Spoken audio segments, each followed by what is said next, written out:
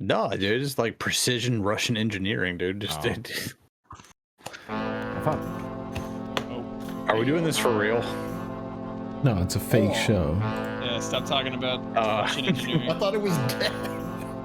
It is. Oh, we're doing it for real. It's back. It's back. We're so back, baby. We're back. Turn the noise gate off. Yeah, turn your noise gate off. Just That makes up like complete 30% of what you do. Slap was yelling for the record. Hi, welcome to Shrimp Hours number 36. 36 is the one Caleb thought was 36, last week. Yeah.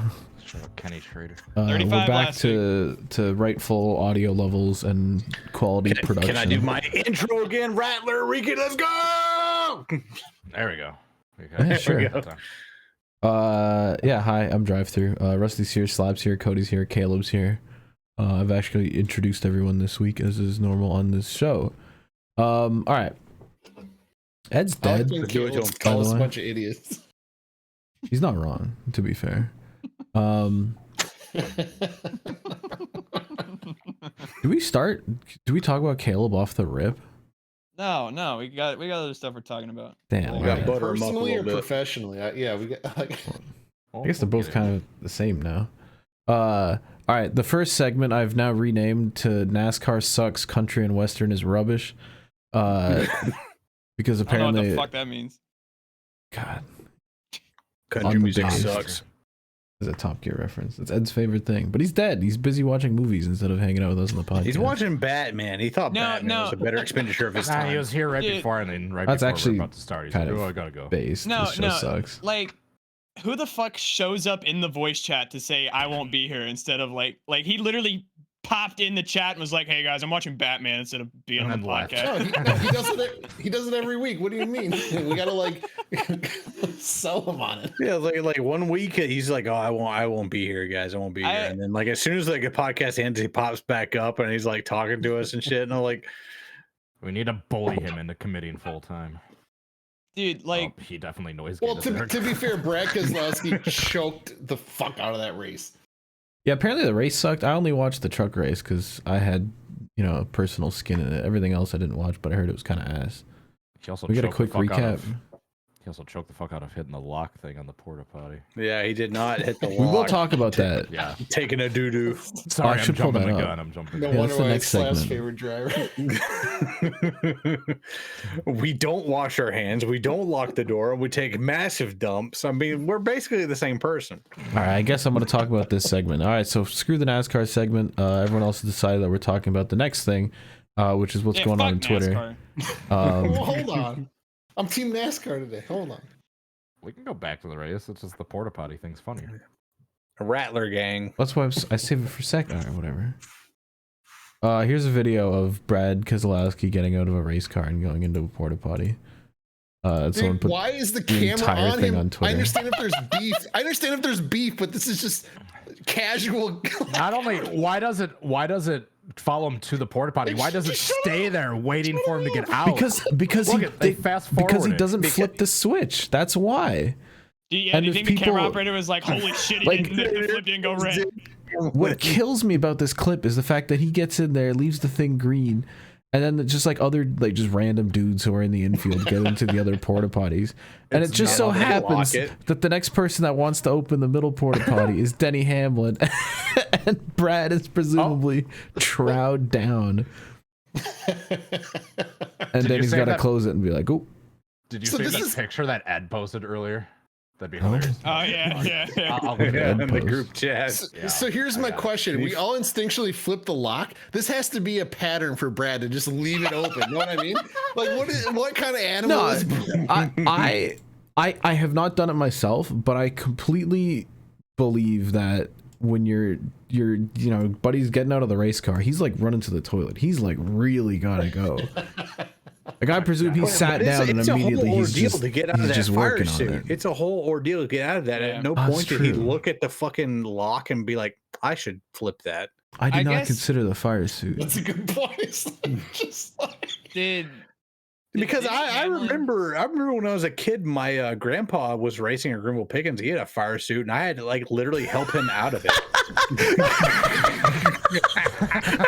This is a meme that was made. The picture of Brad putting his hand to the camera. He's photoshopped inside a porta potty. It's even United Rentals blue. It's perfect. That's great.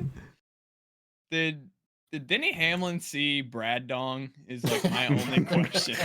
Is that canon now? That needs to be asked on Actions Detrimental. That's the pressing question. The other thing that it might be. Ask Denny. Did you see his King Hawaiian roll? Oh no.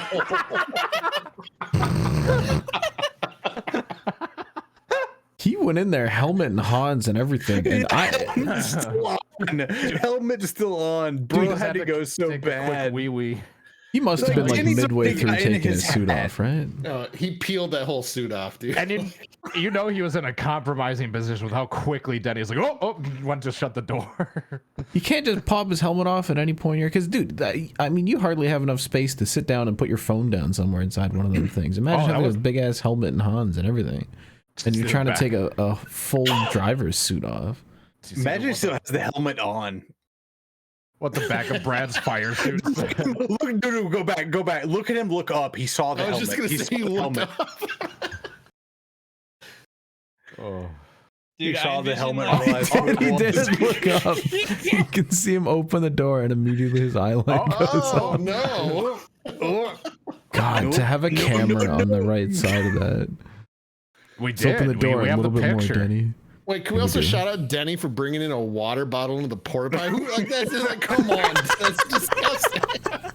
It's almost worse than not washing your hands. Do you think he would have kept drinking from it after he got out of the porta potty? With all I think it would have been like taking a shit, still drinking out of it. Just sitting there, just stay hydrated, folks. All right, that's NASCAR sucks and country western is rubbish. I love how we didn't talk about the race at all because there was nothing to talk about. Because it sucked. NASCAR's dead.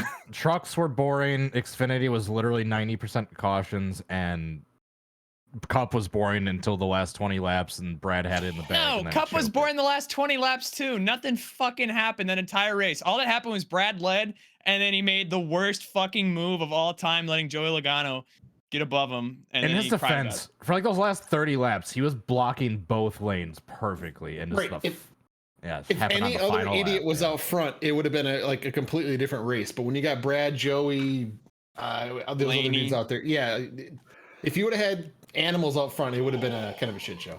Yeah, you could have done what the new NASCAR meta, what I'm sure they wanted him to do for ratings, and just swipe across Joey's nose and his block and just wreck the entire field. But he actually was smart about it. He didn't. There it is. I'm turning my camera back on. I had a schedule. And he's still finished P2, and he doesn't have a wrecked race car that's coming out of his pocket. I'd say he made a smart move. Brad, I considered for the longest time to be like the best plate racer in NASCAR, but he won the 2021 Spring Talladega race when he was still with Penske, and then when was the last time he won a plate race before that? He's also Daytona duel. Dude, but the cars and the racing style nowadays are not. No, I agree. I think the Cup Series right now, not only I think it's in a worse spot than it was with the 550 Gen 6. And I don't know, when we changed the motor to where like that shit is producing like 550, like we're not even restricting it anymore. It's producing 550. NASCAR might be dead. All right. Damn. It's time for Drip or Drown. It's not the same sport I fell in love with as a child. Send NASCAR to Glove World and Winnie Hut Juniors. All right. I want to start with just a few pictures from this weekend, because this is my truck. Look at how cute it is. Big DT fan. Made me very happy. There we go. Top I watched 15, Ryan Vargas. The second half of the truck race, and it was basically all under caution, and Vargas just kind of like was riding around, but he kept that thing clean, and he came Vargas home is like P14. the king of just vibing to a top 10 or top 15. Yeah. Yeah. Just in bringing home a clean vehicle. He keeps his nose clean. Anyway, truck looks Shout good. out to On Point Motorsports rap team for doing a great job because that thing looks. The numbers are very large, and they. All right, damn. I wasn't gonna shit on them publicly, but all right. I'm not shitting on them. I'm just saying. I like big numbers. Make it large. Yeah. I want to know what the fuck that is from outer space. Exactly. I think it looked great. I like the mentality. It does look great, DT. I love it. Big logos. I am Ryan Pistone at home. Contigs. Just tons of contigs. The truck series still runs just a fat stack of contigs. I love it. I love it. Stock cars should. Even though they're dying based. everywhere else. The truck series does not care. Also, NASCAR Drive for Diversity driver Jack Wood in the 51 Logitech truck really makes this look like a iRacing screenshot. I don't think It Logitech really has does. sponsored like a NASCAR car before. I don't know. I just saw that. It's kind of funny. It makes me think Their of iRacing a cars video are game. hot. Yeah, this one, meanwhile, not so much. It literally looks like someone took scissors to a white piece of vinyl and just kind of like cut it somewhat to fit. Yeah, it doesn't look clean at all. Speaking of wraps, look at the numbers on the Daniel Dye 43 truck. These things are melting off the side. Literally like under the B pillar. Kind of sad. Other things. I know you guys briefly touched on this Denny Hamlin Shingrix Sport Clips car last week. It genuinely looks like one of the bad front row cars. What is this again? Why is the font did we ever so find small? out what Dude, zoster vaccine recombinant adjuvenated is? Yeah, he's pushing it during his What is promo when he got to the racetrack, like Kyle Busch. You know what it is? That's for shingles. Oh, okay. Anyway, car looks like shit. Is that just the meta now getting sponsored by a prescription? One more Nut picture I want to blaster. look at is just BJ McLeod next to Bubba Wallace. And when you look at this picture, you look at the fantastic blaster design Yes. that Michael Michelli did with the wrapped skirts, and this thing looks sick. Yes. Just this 78, this looks like a big money race winning team, and then you have this sad looking 23. Don't even mind the damage on the front, but just with the like thin numbers, if you didn't know what DoorDash was, and just it looks like they ran out of red and couldn't wrap the deck lid up here. Why is there nothing on the lid? There's just nothing there. No, they don't have money for that. Dude. Like putting the 23 and the 78 side by side, it looks like the 78 is a professional if you organization, put this side by and the side 23 and you is some ask dude in like their somebody backyard. who was somebody who did not watch NASCAR is like which team is the big money team, they would say, oh, the 78. Yeah. DoorDash NASCAR schemes, like from the get-go, I feel like they've always been kind of like a disappointment. Yeah, but they made it worse this year. They literally like are phoning in all the designs at 23XI. Yeah, They're I mean, the worst rap team Nut blaster over there. I was The worst actually rap the team OG one. in the sport, and whoever designed this, they made their numbers thinner. It looks horrible, embarrassing, really. We talk about this every week. The stroke on the numbers, everything about the numbers this year is just a little bit off. Yeah. Yeah, that thing sucks. As a whole, I feel like Cup schemes are a little down this year. That 78 though looks sick. Banger. This is Michael Michelli.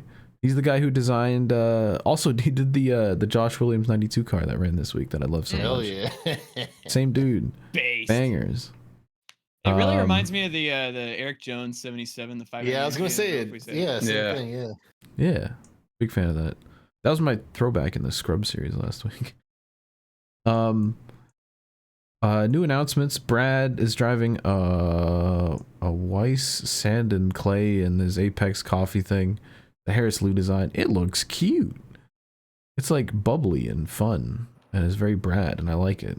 Brad in like just incredibly colorful cars. Like he ran that like crazy green and white and blue truck, and now he's running this like orange and two different kinds of blue and some bubbles in this 53 car. I don't know. Looks cool. Yeah. Very Big fitting. Brad fan.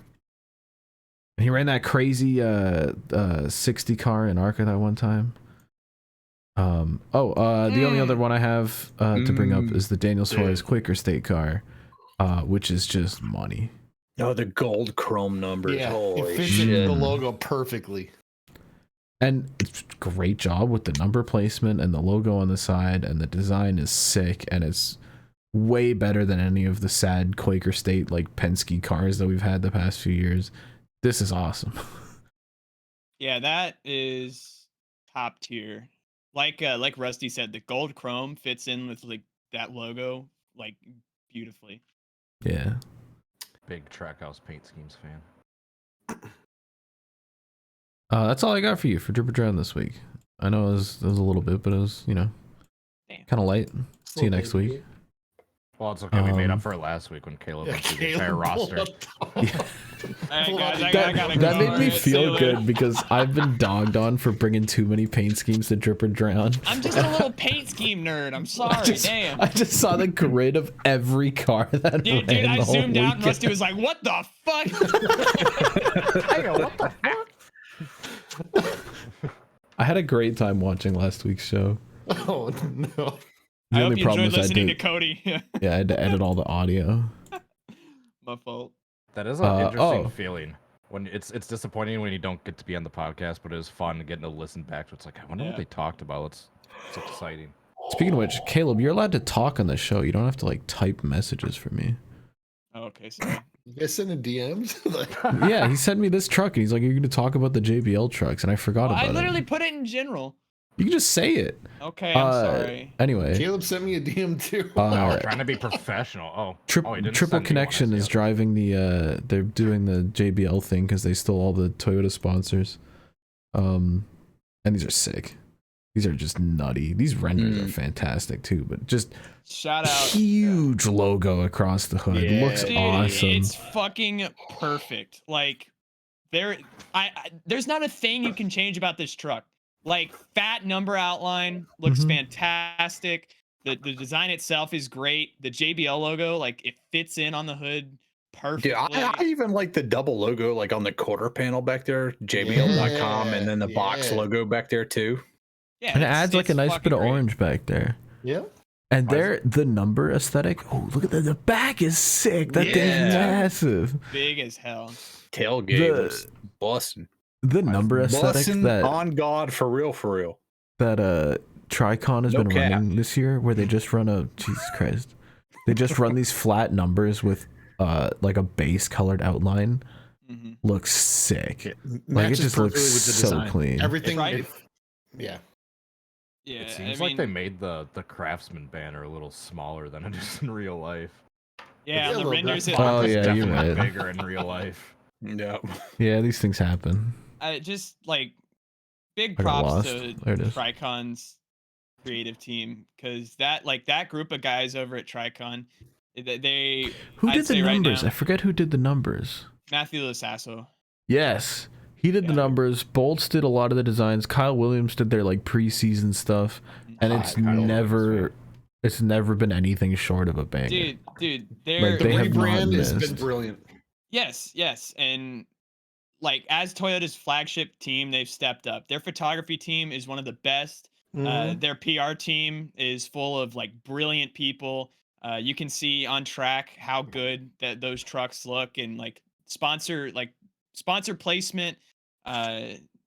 Just brand identity across the board. It's second to none in NASCAR right now. They're doing such a good job. Yeah, shout out to Triple Construction. Very cool. Do we want to talk about Caleb's thing now? Since you're going off about truck teams and how Caleb cool they are. Professional. All right. Is that what happened today? You announced something today. Do we not have a montage for him, like with like from the McDonald's? Dude, I heard we were supposed to have a video.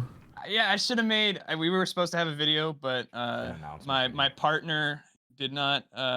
We didn't never worked out of time. So was he watching a Batman movie? You can't do that. Eddie didn't cut the. Oh, Eddie. Oh, Ed. No. This is not okay. No. It's not Ed's fault, because we were supposed to record it on Saturday night. I was supposed to come back and I fell asleep. That's on me. That's on me. That is on you. Yeah. So Eddie and I, we're good. He fell asleep. Yeah, was he a honk shoe or a honk? It was a honk. Me. But yeah. So what I was alluding to last week, you can already see. Rackley War has cut the check. We're in. I made a big post about it on Twitter. You can go check it out at Caleb Hoffman 92. Settle flex. Plug it. Yeah, I have plug. retweeted him. Yeah, that's why I had so many fucking likes on that tweet. Anyways, all 14,000 followers right here. You 14? Goddamn. But Holy shit! Are you getting paid to tweet yet? Yeah, no. My down bad tweets are unmonetized. I'm pissed. You should fucking. Yeah, you gotta start selling the clit suckers and the whatever the hell else they got. The face masks. Hey, yo, what? Can we not say clit sucker when my fucking announcement that I'm working with a NASCAR team's on the screen? This is Shrimp Hours after all. Nobody watches this show. You're good. That's true. That's true. We have 2 viewers. It's not coming back next week either. So if you're an industry professional and you work in NASCAR and you're watching this show, you're banned. Stop doing it. All right, continue. Well, DT had the tweet up, but on that front, I'm just I'm happy to have the opportunity to go there and learn, because there's nowhere else in the world that you can learn how to wrap race cars than going and working for a race team. So they've taken a big chance on me, and I can't wait to get after it with them. I just love that, like, this podcast, we've witnessed the Caleb McDonald update. The Caleb is no longer working at McDonald's. Dude. All for this to pay off 6 months later. The Caleb is now a professional working full time at a NASCAR race team. Crazy. Dude, I literally have no fucking clue how this happened. Like, I quit McDonald's and I was like, yeah, I'm gonna go to like 7-Eleven or some shit. And if you would have told me my next job was gonna be with like a truck team, I would have been like, shut the fuck up. Well, I know you say you don't know how it happened, but can you quickly like go over like sort of what you did to put yourself in the position to get that opportunity? Yeah, just because I know we'll have a lot of people who will be curious or interested in getting into it themselves.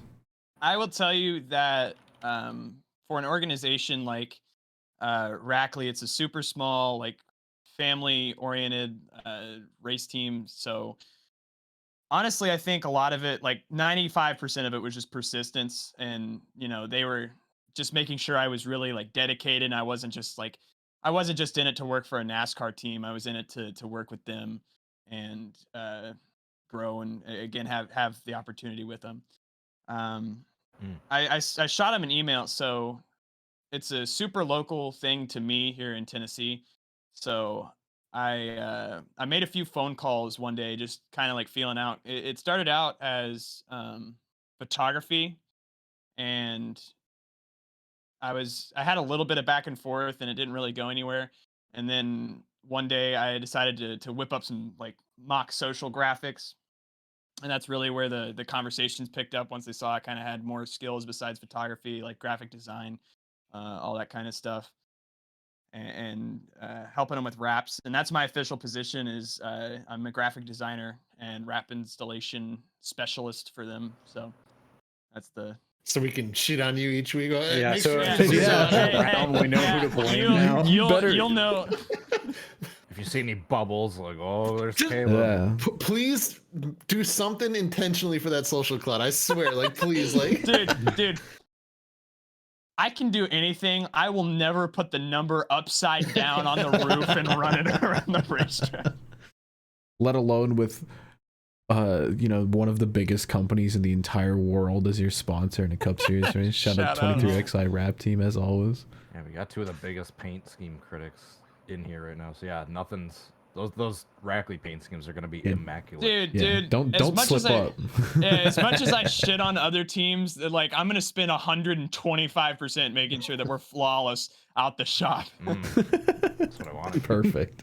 If that number droops once, like, you're done. I do have a funny story. So today was the first day. If you notice in that picture that DT had up on the Twitter, this shirt right here, that is a long sleeve shirt, a very comfy sweatshirt. If you notice what I'm wearing right now is a short sleeve t-shirt. This is undoubtedly one of the toughest announcements I've ever had to make. But I ate a quesadilla after I got off work, and we have lost the long sleeve rack. Oh no! What? There was a hole in the foil, and I got extra queso on the quesadilla, and just a bunch of queso everywhere while I was driving home. It was like pants ruined, shirt ruined. The pants. Or early for Animal Planet.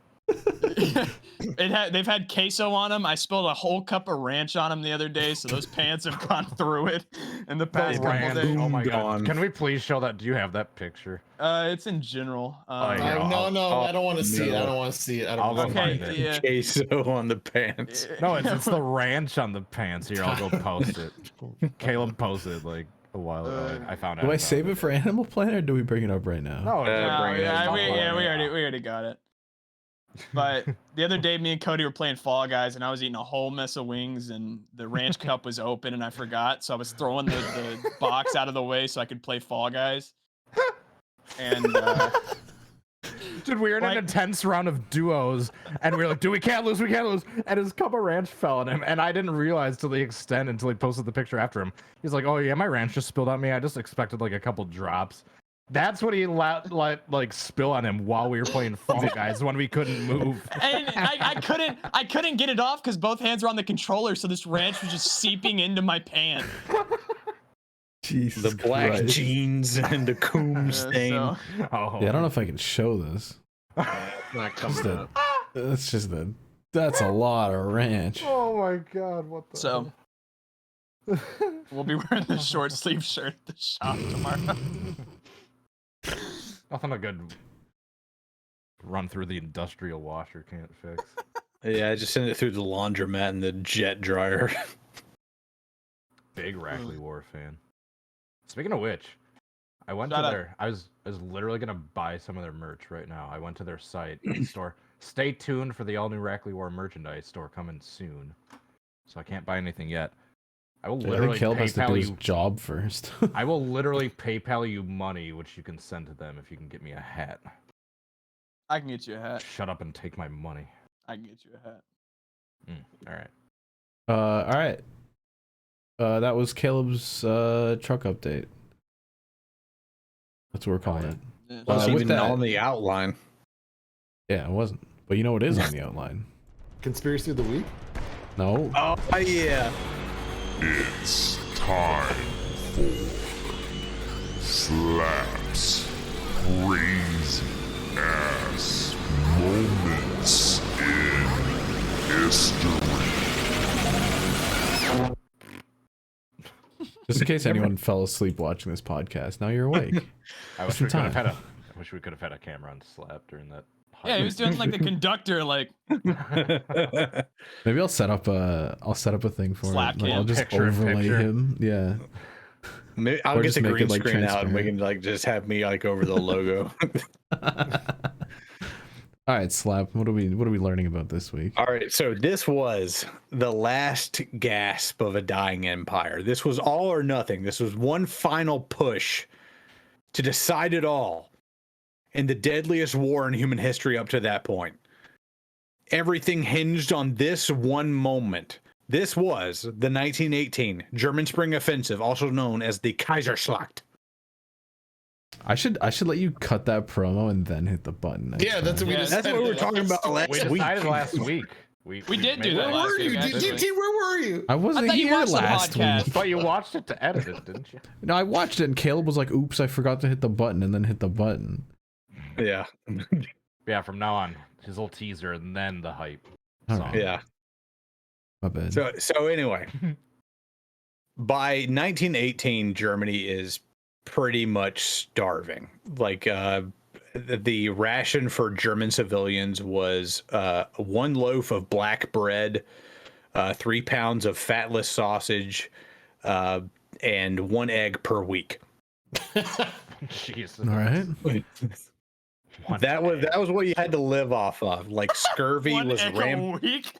Yeah, scurvy was rampant. There at some point, Austria, that was Germany's ally, saw a barge moving up a river that was bound for Germany, and they just straight up just commandeered it. They just said, the colonel that did that said it was highway robbery, but I wasn't going to let my country starve.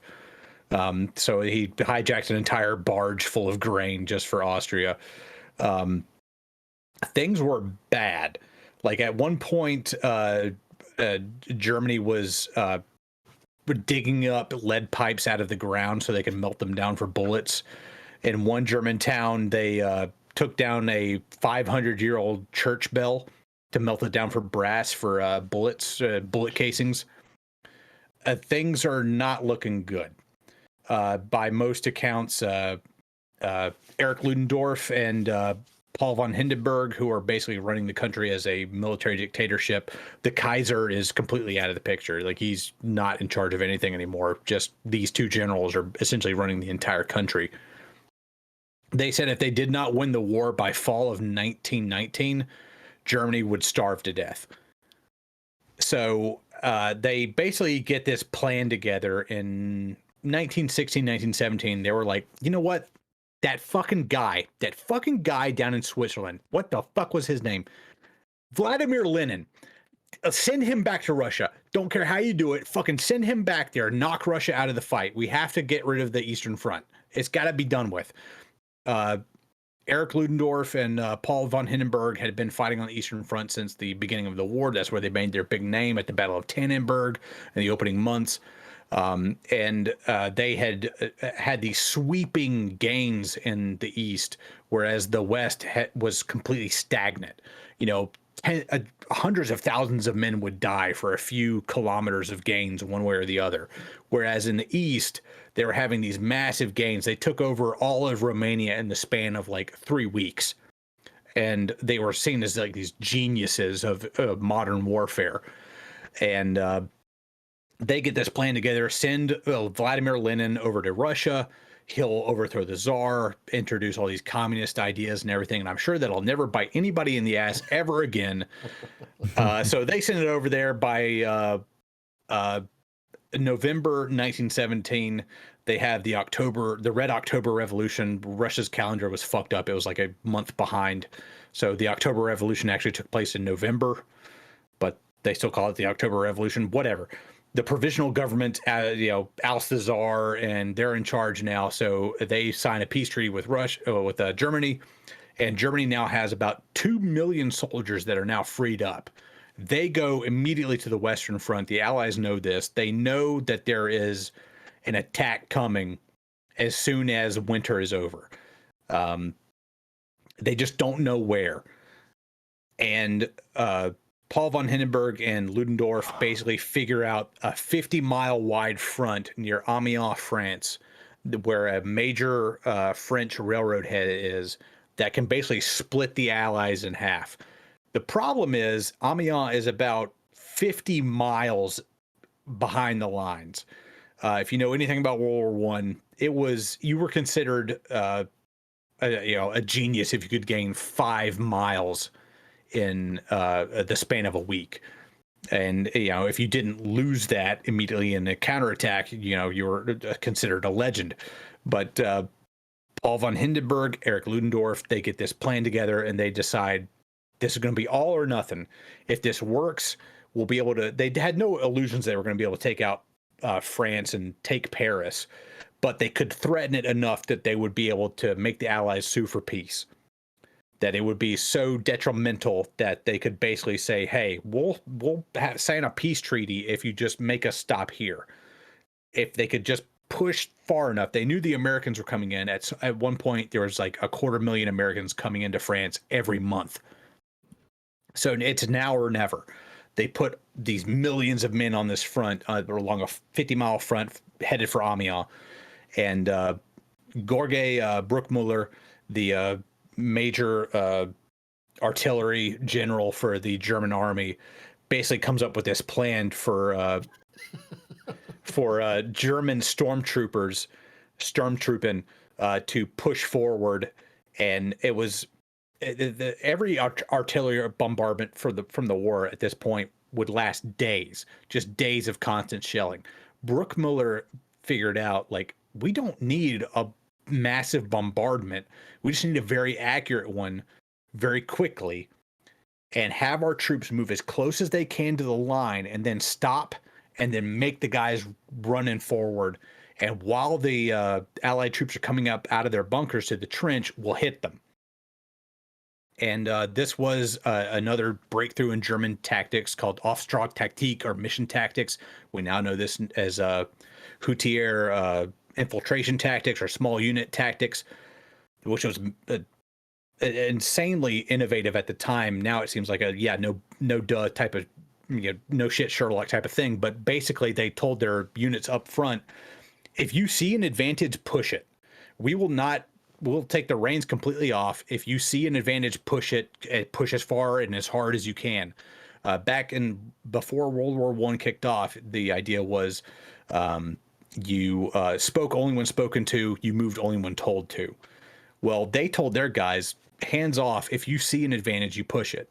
If you see a way to break through, you push it. And up to this point, the word breakthrough did not appear in military doctrine.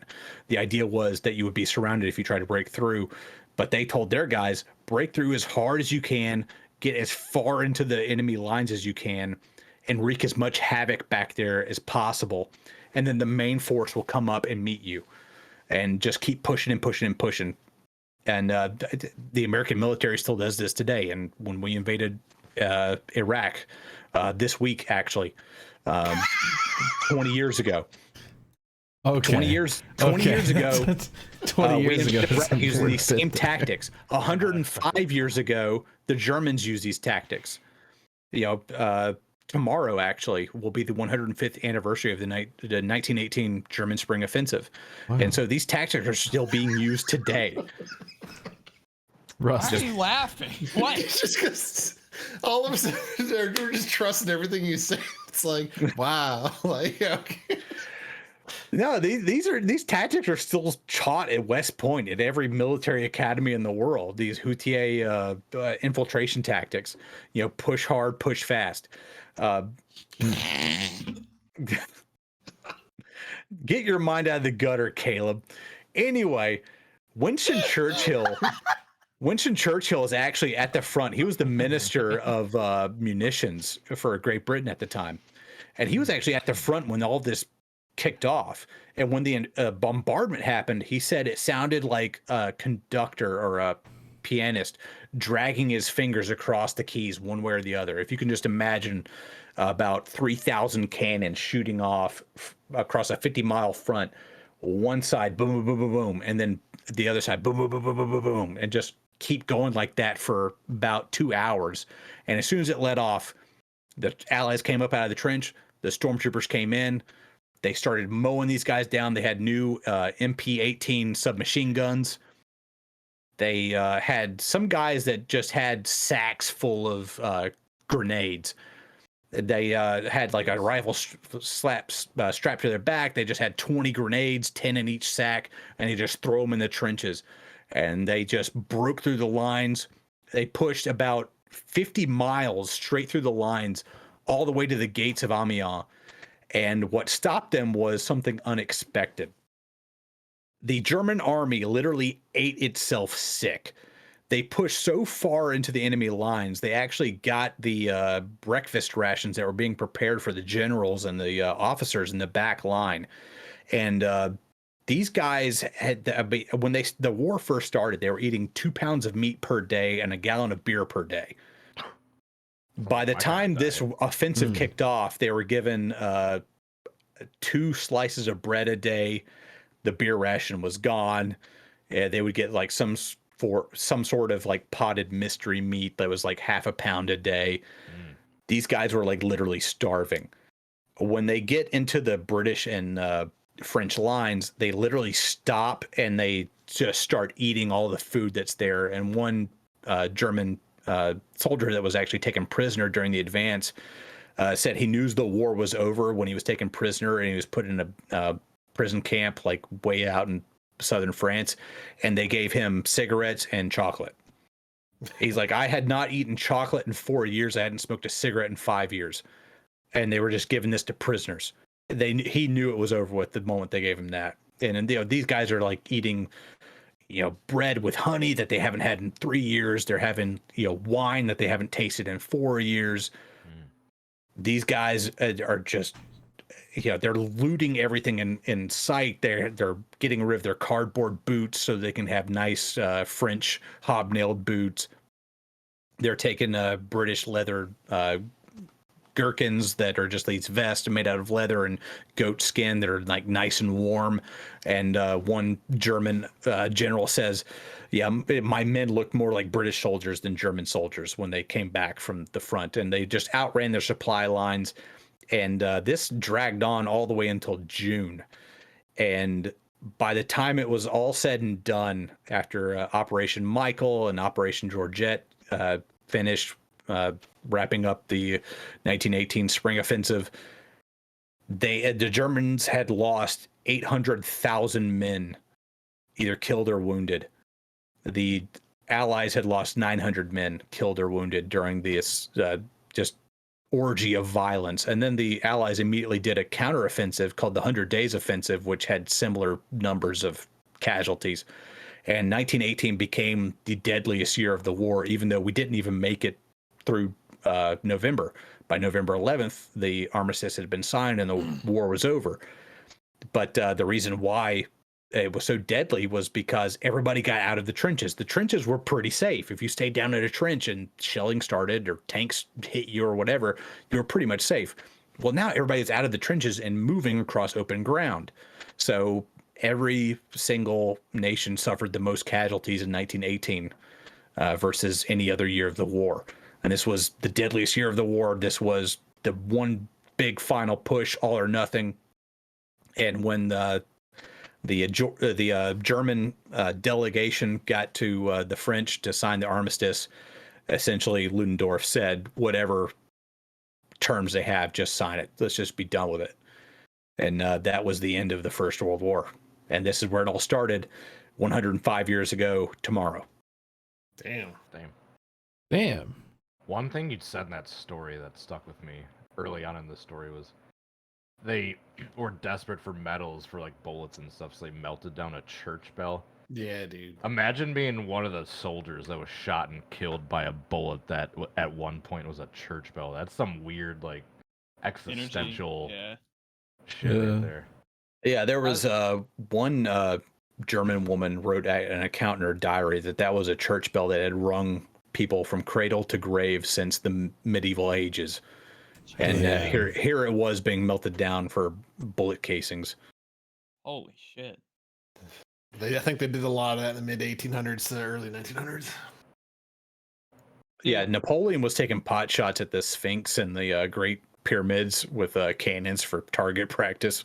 They didn't give a shit back then. I feel They'll still fuck things up. There's a bunch of like ancient Roman shit getting destroyed in the Middle East, stuff that's been around for thousands of years. Yeah. Even ancient Iraqi, Yeah. I feel bad for Slap sometimes because he's so like knowledgeable and enthusiastic, and his knowledge is just wasted on us idiots who laugh at like sex jokes and drug innuendos. I just love how he knows every key person involved. Like, he's my favorite human alive. Yeah, like you can send in fucking fan mail and like he'll hear like one word off the fan mail and be like, "Oh yeah, the Battle of fucking Poopsock." That's Slap's crazy ass brain. It's a walking encyclopedia. Yeah, this basically formed the 20th century as we knew it. This was the end of World War I, which led to World War II, which led to the Cold War, which led to the collapse of the Soviet Union, which led to Ukraine today. Yeah. It all comes full What will circle. it lead to? We'll find out. We're all all gonna right. die. That's what's gonna happen. That was historically, I'm pretty sure, the longest Slap's crazy ass moments in history. That was based. Next up. How do we bring the energy back? Hundreds of thousands dead straight in hell.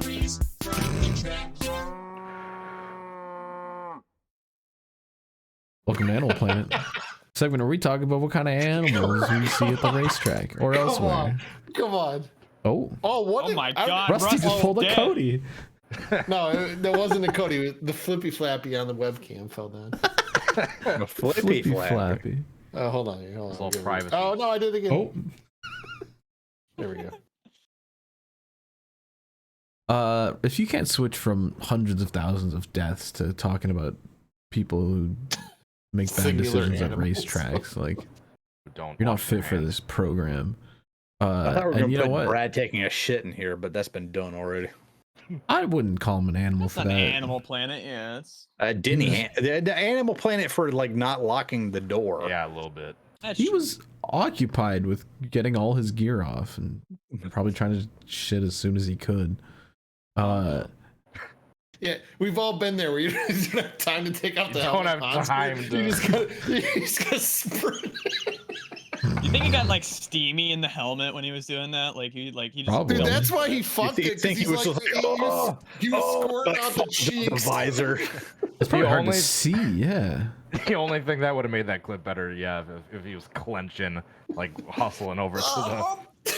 He Dude, I definitely don't- peed out his butt when he pushed the block.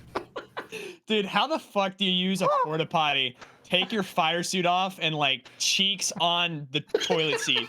Like, I can understand like on a Thursday if you're using the porta potty, but on a Sunday, on a Sunday, Oh, it was filled to the brim.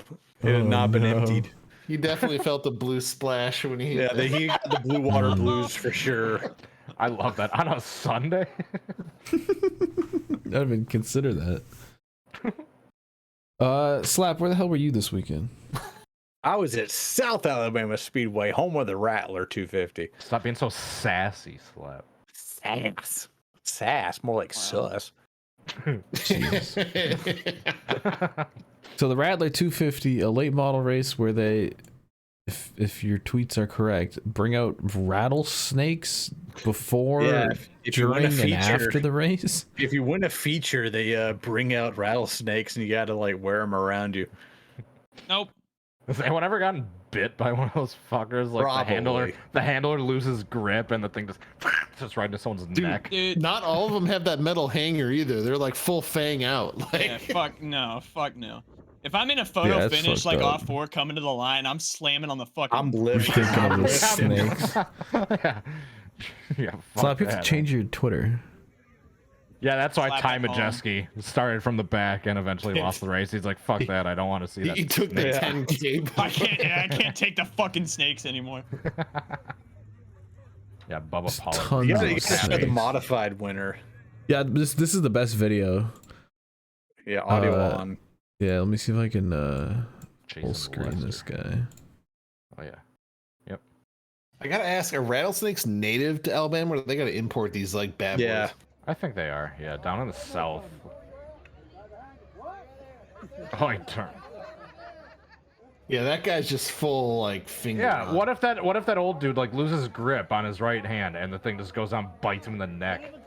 I've seen enough Reddit videos to know what happens when this goes bad. No, fuck. Yeah, turn one it, right, fuck, right, turn it. literally Oh right my- behind oh his my- head. Right next to his face, and then they bring in No. another one. Oh my Take the God. photo, take the photo, bro. Take the photo, Get the. bro. Oh my god. Dude, he was not happy that they was getting it that close to his face there at the end. Nobody was happy about that shit. Dude. Bubba Pollard didn't like Oh, that. yeah, right there. He's like, Look at the oh, fangs. Dude, I'd go full fucking Brad Keselowski in my fire suit if that shit was happening. He had his poo, liquid poo all over the place.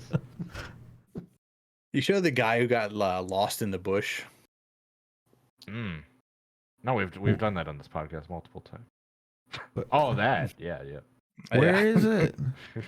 I thought I had it in Oh, it's general. in He general. posted it, I saw it. Hey, we all get lost in the Yeah. bush sometimes. It's Right There's above just the a lot of armored things in pit this bull. Discord. we all So get what lost is in the bush story of eventually. this? Just a matter of Slap. time. Just guy just lost it coming out of 2 and just ended up in the bush because On there's a no wall? outside wall. Sure. Hey, I'd rather hit a bush than a concrete wall. I'm just saying. I guess I Less should damage. pull up the we pull up the Slap selfie stick reel here. I have to clean some squirrels out of Oh your yeah, driveway. from crazy fucking videos. Yeah. Oh, So that's do not- a super super close, and then the wreck. Yeah, here we go. That's an unlisted slap video. I'm giving it a like. So this is the selfie stick. Oh, so you just stand on the wall and turn on the inside Yeah. of turn 1. Yeah. And then I have a 51-inch selfie stick with the GoPro mounted on it. Were you using the selfie stick for these shots, or are you just standing there? That's a selfie stick. Oh, Damn, get fucked. you could just stood Cody's not there. impressed. Like You those should have other stood dudes. on the embankment and then put the fucking selfie stick. Oh, there's that 69 car with the flames and the chrome numbers that we saw that one time. He's teammates with Steven Nasty. Oh shit, Give his you name, are though. super close. Holy fuck. There goes Ty Majeski. Oh yeah, this is a weird view. It looks like you're just standing like Oh my god. right next to the track. POV, you're a cat at Auto Club Dude, Speedway. he actually captured pretty fucking well. It's a GoPro, right? Yeah. Old What GoPro model? on a stick. Hero 9 Black. You got like the latest one, I see. A man of culture. Damn. Oh my god. Ted, to see what I think I saw on the. What did you see? Is that Finster? I think. Where? No, you're Oh, seeing are you things, dumb? Never dude. mind. You flashed away quickly. I only saw a quick glance. You got femboys on the brain. Yeah, I think- Jesus. yeah. Listen, these things happen. Cody's projecting. Put on the maid outfit. Oh my god, slap. Yeah, there's people that do this at like rally events where they'll stand on the trouble. Oh my god, holy Not clear. shit. Oh, he's good. No one hit That's a him. cool no one hit him. shot. Oh, all right, we're good. That was fucking cool. Go back. Hey, can we get an instant replay? Majeski almost fucking sent it on him there. Did you see that I was shit? gonna say, yeah, he brain locked. He was in the top lane and just tries to come down. He's not clear. It's like, Nah. oh, Ooh. I'll be seeing you. Based. Ty brain lock right here. Shouts at the RCR font 29. Yeah, he goes, whoop. That's cute. What number even is that car? 28, I think. Oh, look at that JBL car. Uh-oh. That looks sick. Hold on. Yeah, that was Jesse Love. That thing looks cool. Jesse Glove. Shouts all the tabs. So South Alabama Speedway, I would imagine, has a lot of animals, right? Why would you say that? What are Surprisingly you saying? not. Like Oops, most I of the just people screwed there this are incredibly based. What happened to our shrimp logo? There it is. I fucked it. My bad.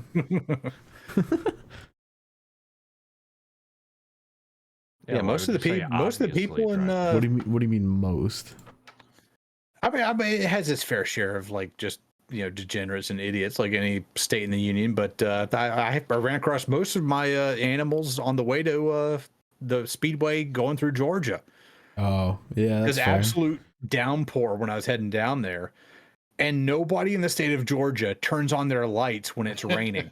Oh my god. And so I'm like trying to drive down the I-85 the whole way down there.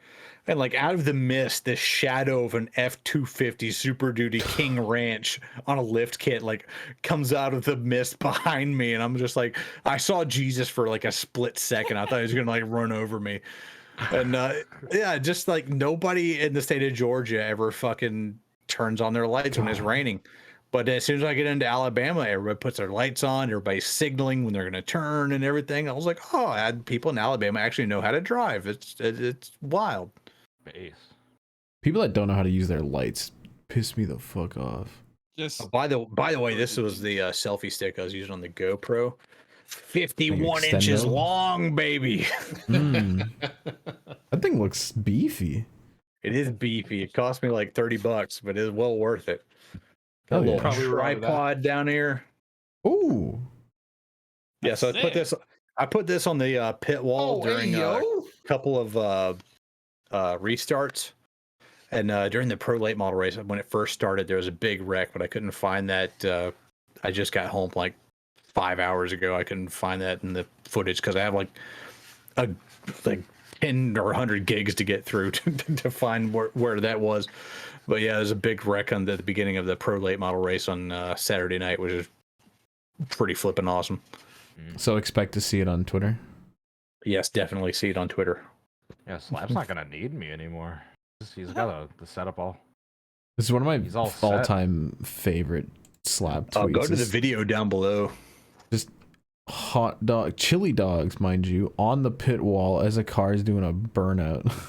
Coming out of the pits. Yeah, so they were doing like burnout because it was like 47 degrees. So like everybody was like doing burnouts to do qualifying laps. So I was just like, well, we'll wait for somebody to do a really good burnout and take a picture with my glizzies out there. Thankfully, the number 12 Pro late model came through for me. There's glizzies on the wall. Oh, and I got betrayed. I got betrayed on the way down. I got betrayed by Buckers. Oh, I got betrayed by Bucky. Oh no. So on the way down, I'm like looking like as there's a Bucky's location. There's one in Leeds, Alabama, which is like an hour out of the way. I didn't want to do that because I'm going down to Florence this coming weekend. There's a Bucky's down there, so I was like, yeah, I'm not gonna fuck with that. But as I'm going down there, I see this billboard that says Bucky's now hiring. You know, $17.50 to start and all that shit. And then I see the big light up sign, Bucky's, turn in here. The promised land. Bucky's of Auburn, Alabama. I'm like, all right, based. So I pull in. This exit has been made especially for this Bucky's. The one road that goes by is called Bucky's Boulevard. They've literally made this just for the Bucky's. I look over to the side. I see all these cars in the parking lot. I'm like, all right, Bucky's time it is. Let's get some beaver nuggets, some beaver chips, chicken sandwich. Pull down Bucky's Boulevard. I got like 3 people behind me who decided to follow me in. There's a sandwich board up that says closed, and a billboard on the property says tick tock, tick tock. And I look over and there's no fucking gas pumps over there. It's still under construction. There's no sign that says still under construction, still coming soon. And like I got betrayed by Bucky. Bucky betrayed me.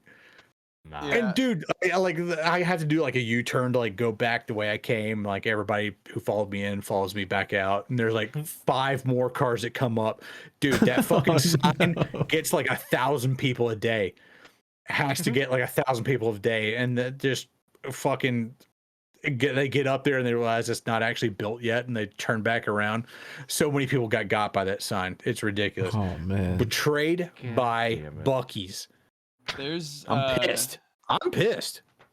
Yeah, they're That's just- building a Bucky's right next to my house, like 10 minutes from it. And we got all the Bucker signs up and down the interstate now, where it's you know how they are, where it's like, want to stop at Bucky's, 50 miles, exit whatever. And, I like big Bucky's, and I cannot lie. That reminds me, because we're still technically an Animal Planet. I do have an Animal Planet story. Once again, retroactive Animal Planet.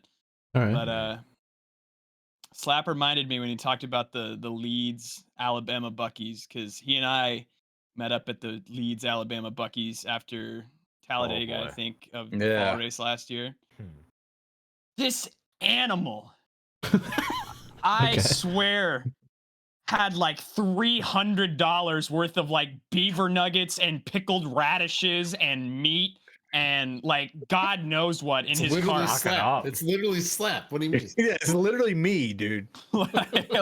like I was like looking around and I was like, sure, like I'll grab a little like cute little plushie, maybe like a blanket, some food. They have like this nice like club sandwich thing, and it was a good time, like $18-19. And then I look over at Slap and I swear it's like $300 worth of just Buckers. I was like, Jesus. He had the Bucky's onesie. He had like all the Bucky's merch. Based. Yes. Oh, I ran into Judson Racing. You know those kids that are like, little kids, yeah. They all banned they from were NASCAR there at tracks South or Alabama something? Speedway, and they all had They got their Bucky's media taken away or shoes. something. They got one of the best work ethics of anyone I know. They're always grinding. Which is weird because they're kids. They got that energy. Yeah, guess so. Bucky's shoes, Bucky's hoodies, they were decked out. They haven't been beaten down by life yet. Yeah. Yeah, I guess so. We'll support them. Yeah, we'll see what their work ethic's like in like 7 years. And Big JR. Dude, the older Racing Judson Network. brother is like almost as tall as me. He like shot up. The older Judson brother, you mean Judson? Dude's got some long hair too. They both Yeah, do. solid flow from both of the boys. They got that Trevor Lawrence fucking, Yeah. Mr. They do. Golden Sunshine hair They do going the on. Trevor Lawrence vibe. Yeah, shout out Judson Racing Network, big fan. Yeah. Cody, you haven't been anywhere, right? Because all your shit keeps getting fucked. I was supposed to be Nebraska this past weekend, but because it's like 10 degrees and raining all the time, it got canceled. I'm going to Yeah. your port this weekend. Oh, we lost Oh, Caleb. Caleb's dead. Wow. And We got more screen space now. yeah, going to Davenport. That's the way it this should upcoming be. weekend for the Where the hell's thaw Davenport brawl. again? It's right on the border of Iowa and Wisconsin. Iowa, baby. Or Illinois, excuse me. And yeah, Oh. it's, I'm going to be Quad there this Cities. summer. In Davenport, actually. Pretty That's cool. where my bike thing bicycle ends. trip, yeah. Yeah, it ends in Davenport. Come Hey, I just yo. made that connection. Yeah. Stop by the racetrack. Can What I day meet you does it down there? end? Can we like figure this out and like coordinate this? What day does What? it end? I'm gonna In check my Iowa? Yeah, dude. If you're in Iowa, I'm coming down. I'm going to be there at the end of July because I'm riding my bike across the entire state in a week. I'm gonna check my tentative schedule, see if I'll be in Davenport Speedway. Wait, what does at that the end mean? of From July. where to where? From like the left side of Iowa, or whatever that river is called, to the right side of Iowa over the course of a week. We rode 500 miles. You gonna stop in Des Moines or And Yeah. I would Des ride Moines? 500. Yeah, we're Maybe going I'll right to meet Des you Moines. Des Moines. Dude, maybe I'll meet you in Des Moines. That'd be sick. Dude, there's going to be Okay. like 100,000 people there. It's going to be Dude. crazy. Hey, Dude, stop in Des Moines where they had the IndyCar street race back in the day. I actually I found a good YouTube channel. I forget what it's called, but he does this like failed street course series where he goes through weird street tracks like that were either horribly designed or just like didn't work properly. Yeah, Caleb's I'll have back my from the dead. I'll have my tent on the back of my bike, so Rusty, come on by. dude. Hey, I'm coming. I'm coming. Say no more. Mm. Caleb, did you just get like a McDonald's delivery? maybe. It's come full You circle. got the large fry in the lap. Hmm. He used Yeah, to be doing McDelivery. McDonald's deliveries. Now they're gonna be delivering to him at Rackley. Dude, Wait, I've how much officially did you been a- order? That's a big bag. nah, my brother got some shit too. All I Yeah, got was was gonna say. My brother. I got a- can't deny. I got a large number 7, and then because I'm trying to be healthy while I What's eat the my, number 7? my two Double- cheeseburgers and a cheese, two large cheese. fry. Oh, really? That's Water the bottle. number 9 where I'm at. Number 9. Yeah. Number 47 with a large dip. We have like Actually- 5 numbers. It's a number That's- 9 large, a number 6 with extra dip, 2 number 47s, 2 number 45s, 1 with cheese, and a large soda. Mm. Sure. All right, Big that was smoked Animal order. Planet, I guess. DT has like 5 things. I cut them off. That's what? I thought I interrupted you mention it. No, you're good. Media check-ins up next. Who the fuck watched anything this week? Yeah, I actually need to finish Last of Us. I've been busy. Busy haven't playing done City shit. Skylines. Great game. I've been getting into that recently That's because they announced the second game and I had a hankering. I've And now enjoyed it's all I want to watching do. that. And I want to end this podcast and go play more City Skylines because I'm building subway You're a lines and dick. All bus right, that's it. lines It's and- dead. It's dead. But I'm still here. I didn't show up, Yeah, say play I the want to do music. something else, and then go and do something else. Like some Like people. watch Batman? Yeah. Is anyone else playing anything or watching anything? I've been grinding Fall Guys because I guess the new season's starting in like 2 weeks. And aside from that, I haven't seen the whole movie, but I basically seen the whole movie through clips on YouTube. I pretty much watched The Whale after Brendan Fraser won the Oscar for Best Okay. Actor. It's a pretty depressing movie. It's beautiful. It's beautifully shot and great writing and acting, but it's sad as hell. I love how you did this by watching clips and stringing them together on YouTube. Listen, it just started because I saw a couple, and then like next thing I know, I saw like basically the entire movie. It was I didn't intend to do that. It kind of just happened through the YouTube suggested videos train. I understand that. All right, that was the media check-in, I guess.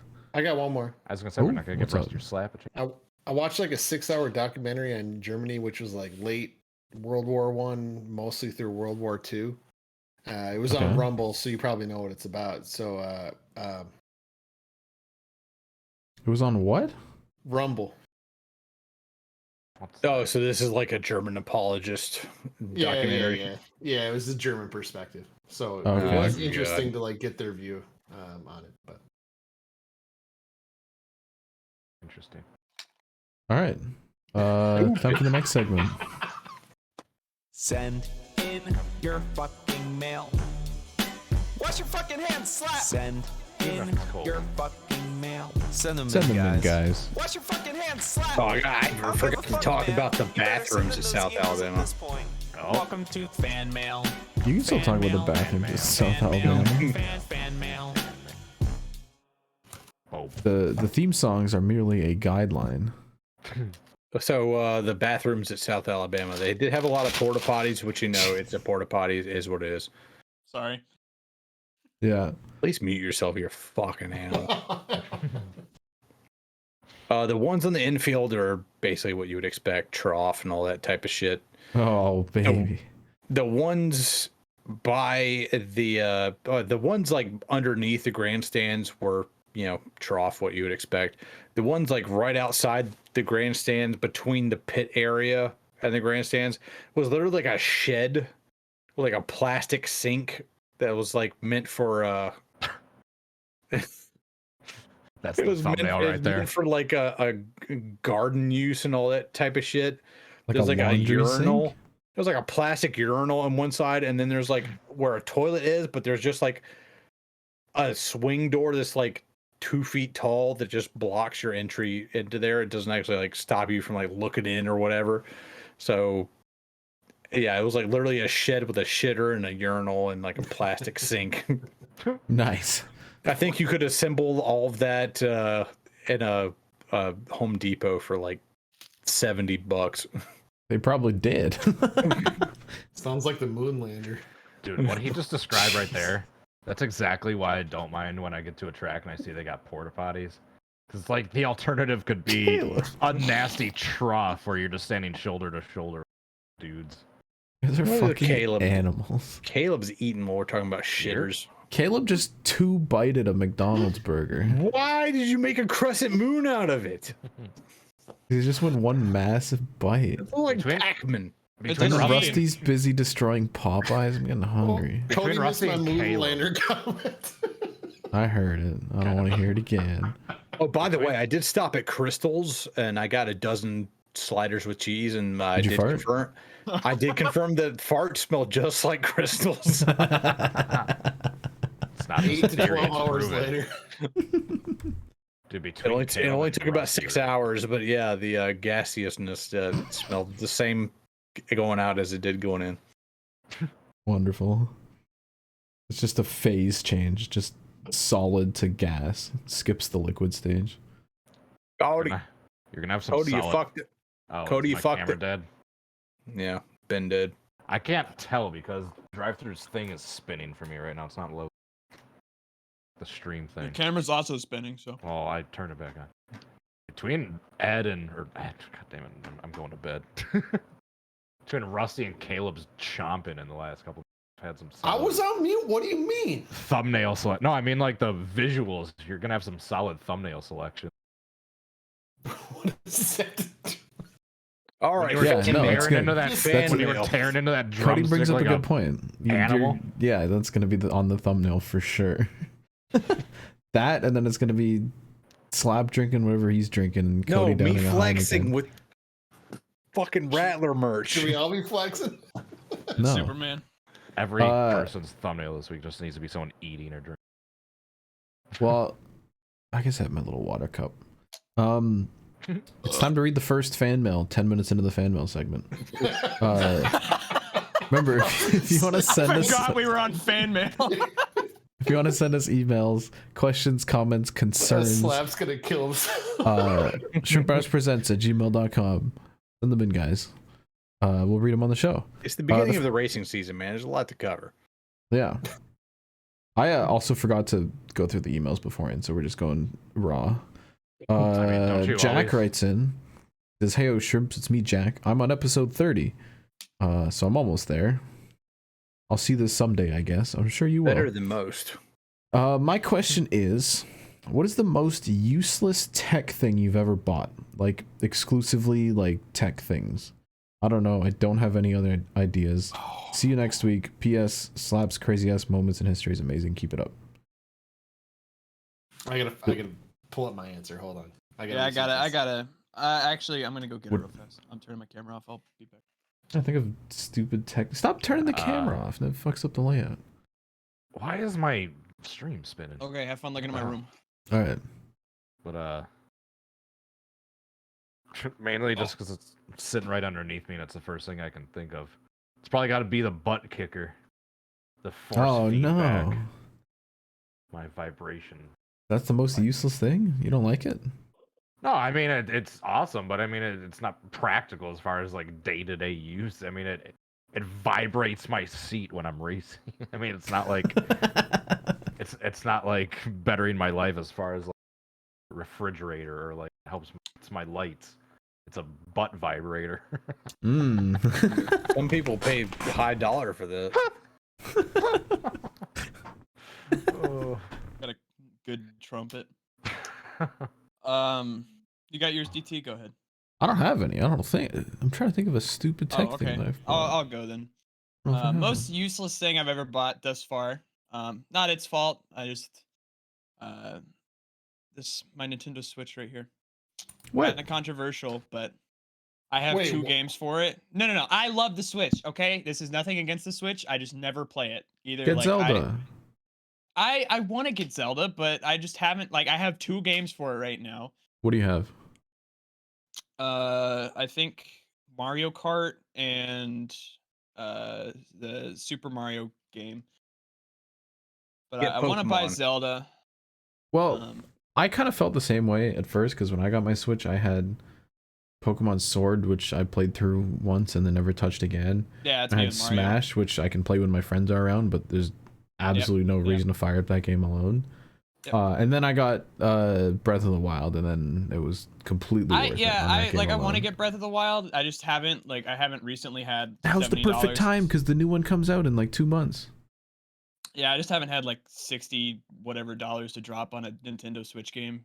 All right, Which- well, Rackley's yeah. cutting the check. You'll be right. Yeah. Well, maybe soon. But another thing too is I wanted it so bad because like road trips, like it'd be base to like play it in the car and then like at the hotel. But I'm certified road trip driver. Like, so all my friends, whenever we go places, I'm the one that just drives us all the way because I'm the only Right. one that can drive. So not like is allowed to drive, but like they all fucking suck at it. Switch in the airport. Funny, I'm a big fan. Ooh, I should try that. Yeah. Airports, airplanes. I have a few trips and I'm taking. That's literally the only time I ever play my Switch. The past few weeks I've been going to my homie's house and we fire up some fucking Mario Party. I just have to bring my my Pro controller and then we have enough controllers for everyone. That's so Go weird. fucking nuts. Good time. Big fan. Rusty, what's your useless tech? I would have had the perfect answer, and I'm gonna have to come back to this on a future episode. I cannot find it because I forget the name of it. Let's But talk about Can you it. describe it? it's essentially like kind of the hot thing. Like when I was in, I think it was high school. It was like Telegraph? a portable. I don't want to say like think of it like a Game Boy. Think of it like I can't even explain it. It's just thinking back, it's the cringiest thing ever. It had like I think it had like a little antenna on it, but like you could like communicate between device to device and What year were Like you a in high school, Rusty? Tamagotchi? no, but it was shaped almost like a big Game Boy with like a bigger screen. DS? No, and it wasn't What like could you do on it? just play games and communicate. And I had it for like a week, and I ended up returning because I'm like, this thing is What kind of games were you playing on it? Dude, I can't. It was so niche and stupid, but Niche. Niche. Fucking niche. I'll come back. I'll come back in a future. No, you're gonna Rusty's forget about old. it. Oh my god. Listen. DS looking thing. Someone write this down, that on episode 36 or whatever, Rusty mentioned this, and then when we come back, actually we're not coming back. Never mind. This is the last episode. Yeah, It's we're just over. gonna forget about it. Well, Yeah. Anything else? Any other bad tech purchases? Oh, I bought a Dreamcast. I did buy a Dreamcast years ago, but I bought a Samsung Galaxy 7 just to use as like a camera because it was like $90, and you know it's got a pretty decent camera on and everything.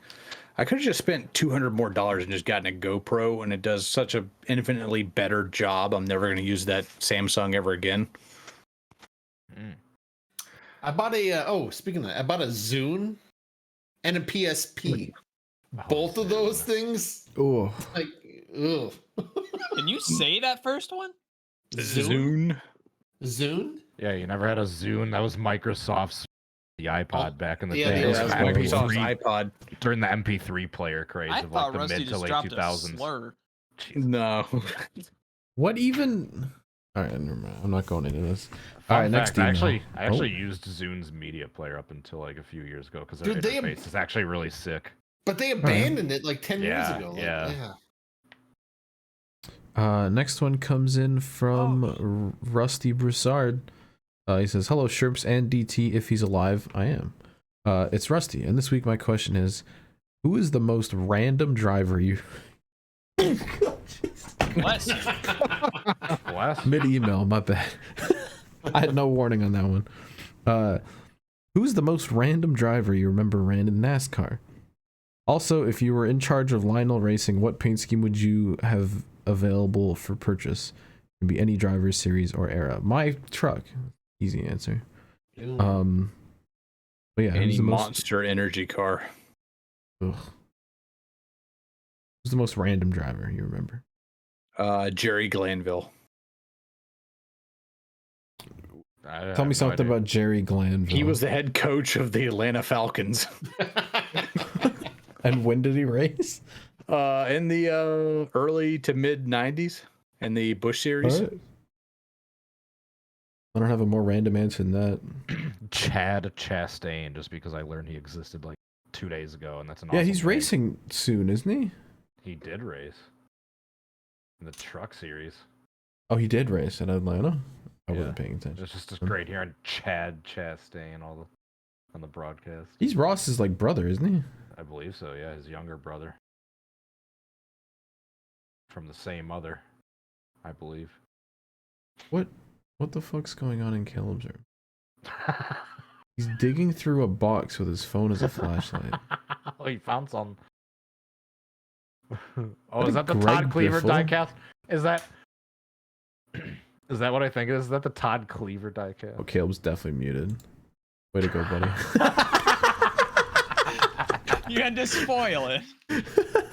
No, I could see it through the bubble wrap. Todd Cleaver signed diecast. I can still get that thing signed for you a second time if you need. Will Todd Cleaver be in Milwaukee? He will be racing at the Badger Midget Series at Wilmot probably. That's Saturday night if you guys want. We're going and getting it signed. You can see him race in person. Shit, I had someone in mind and then I forgot who it was. There's some Yeah, pictures sorry. of Gary Glanville. It's Kirk Shelmerdine.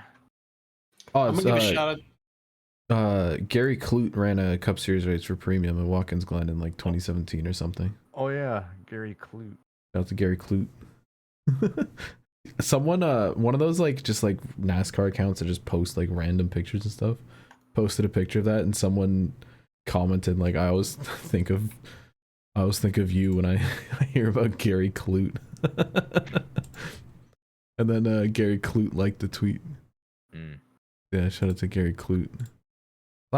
Jesus Christ, we got a bunch more images now of fucking Jerry Glanville. Jerry Glanville. Started in trucks and in Busch Series. Wow. What is a sponsor? Power Gum Extreme Energy. If you make a video on this is like 500,000 views minimum. Like, come on, Slab. Come on. Oh, that's an ARCA card. Look at the Hoosier tires. He had he had an NFL logo on the B pillar. You gotta make this a video.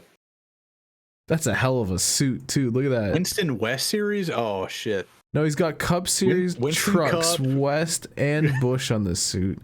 He's got Arca. Hoosier. He's got Arca down there. He has his like main sponsor through the middle, and then there's just patches in between the Power Gum logo and the URL. Look There's a at lot the going on. shades though, man. That's so 90s as fuck. Drip. That's a Jerry Glanville, I guess. All right. The next email. It comes in from Jack again. Jack says, "Hey, Shrimps, I forgot to tell Slap to wash his fucking hands the other 3, so tell him to do it, or I'm moving near Greenville Pickens Speedway and complaining about noise." Here's your stupid dumb find question. What is... I will find you. I'll hunt you down like the hog that you are. What is the worst experience you've had at a public event, like sports games or concerts? Thanks for the funny podcast from Jack.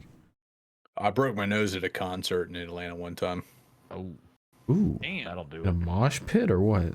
Yeah, mosh pit at Municipal Waste Show. Just dude just lowered his shoulder, dropped his head down, top of his head went into my fucking nose, just a river of fucking blood, and Ugh. ruined the rest of my fucking night. But had a good time overall. All right. Things happen. I spent a lot I of was money to wearing go a red shirt too, so you couldn't see any of the fucking blood. What were you saying, Rusty? I was gonna say I spent a lot of money to go to the 2013 Daytona 500. And, I was also there. Yeah. Tough. Mine was gonna be from that same weekend. Race was overall really good, but the nationwide race the day before that was probably the worst because our seats for the 500 were front row, like right on the start finish, and so we were sitting there the day before when Larson died, like in That was the catch fence. 2015, though. I thought. No, No, it's 2013. Larson 2013. 2013 was that same weekend. Hold on. Where the engine got ripped off the front. For us, Yeah, it was yeah, when he flipped 2013. into the fence. But like You looking overall, it up isn't going to change the history. overall, the worst You'll part try about now. it was You're right. security and everybody else fucking like as we were walking around, like everybody was telling us a different way to go or a different thing to do because like all the track workers were just like panicking because like ambulances are trying to get through to people and everything, and they're like, "Get the fuck over here!" And then you'll go over there, and then somebody else will be like, "Why are you here? Go over there!" So just chaotic and hectic, and probably like the least enjoyable time I've had at a NASCAR race. Yeah, understandable. I drove to Minneapolis a few weeks ago to see some comedy show with some weirdo. And he brought a bunch of stuff to give you and then just didn't give it to you. Yeah, I'm still waiting for my lug nut. It was in the room. What are you? Oh my god. You never gave it to me, yet you didn't That give it. lug nut does not exist. Okay, I think I got threw off because he wanted to take a nap like within an hour of me getting there. So I had a 14-hour drive. All right, the last email comes in this week from Carl, and he says, "Hi Shrimps. Hello. We know he doesn't wash his hands. I bet Slap doesn't latch the door either." yeah. No, I says- always No. latch the door. No, you I never always latch the door. No. He says I Larry always latch the McReynolds' door. voice. I lock every door that I entered. My door right now in the cum dungeon is locked. That's even more concerning. You're telling me Alright. at 7 a.m. If 7 a.m. Road I America, gotta you're be not down bad, I mean, I want You're to be in a down bad in bedroom in peace. your own house. Can we get that sentence just Slap, clipped out you of own that context? house. I have some fucking dumbass fucking roommate who like busts in. He's locked in He's the cum gonna- dungeon. He busts in just unannounced. Well, So that's you- why the cat pees on his clothes. Yeah. Yeah. I don't know. Maybe I'm you at a should loss. knock next time.